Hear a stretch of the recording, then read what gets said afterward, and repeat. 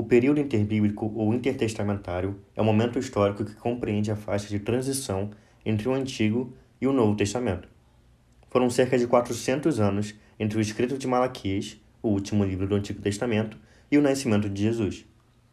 Esse período entre os dois testamentos também é conhecido como anos de silêncio, pois não há registro de profecia da parte de Deus para o povo de Israel. Muita coisa aconteceu nesse tempo. O contexto histórico em que viviam os judeus na época de Malaquias era bem diferente do contexto em que Cristo Jesus veio ao mundo. Malaquias era contemporâneo de Neemias e está inserido na reconstrução de Jerusalém. Ele exerceu seu ministério entre 440 e 430 a.C. A partir desse momento, inicia-se o período interbíblico. Os judeus eram dominados na época pelos persas e permaneceram assim por mais de 100 anos. Os persas respeitavam a religião judaica e não fizeram imposição alguma ao judaísmo, tanto que Ciro, rei da Pérsia, incentivou a construção do Templo de Jerusalém. Mas em 333 a.C., o Império Persa foi derrotado por Alexandre o Grande, que deu início ao período helenístico. Os gregos dominaram a Judéia por mais de 150 anos. Alexandre tentou ganhar a simpatia dos judeus.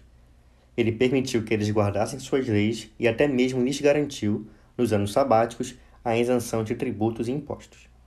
Foi nesse período de harmonia que a Septuaginta foi escrita. Alexandre o Grande morreu em 323 a.C.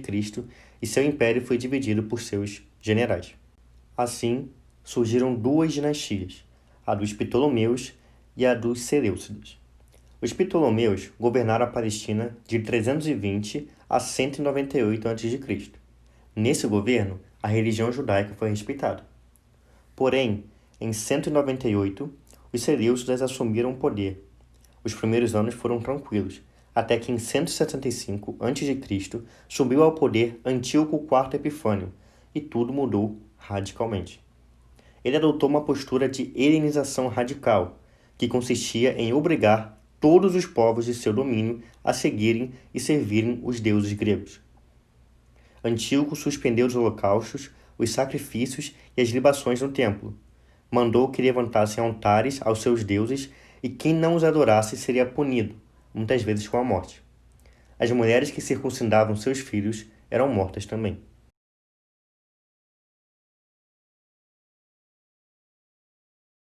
O ditador Seleucida queria erradicar a religião judaica.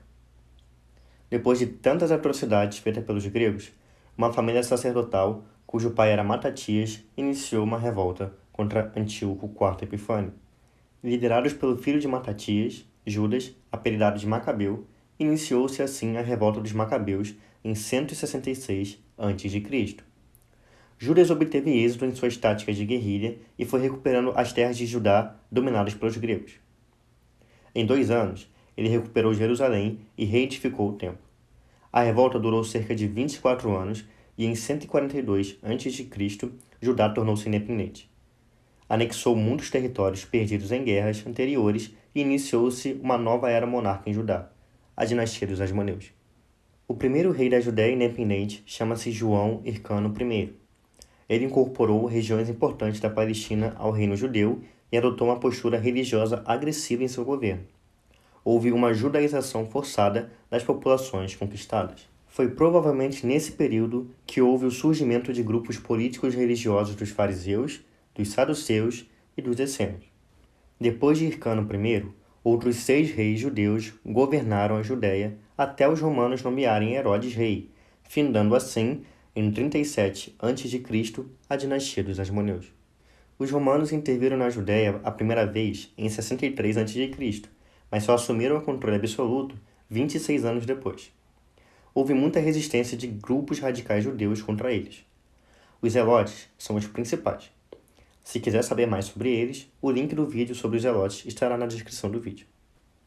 Alguns anos antes do nascimento do Messias, Herodes o Grande ordenou uma remodelação do Templo de Jerusalém, construindo em um dos vértices da muralha uma torre para uma guarnição romana, que dava acesso direto ao interior do pátio do templo.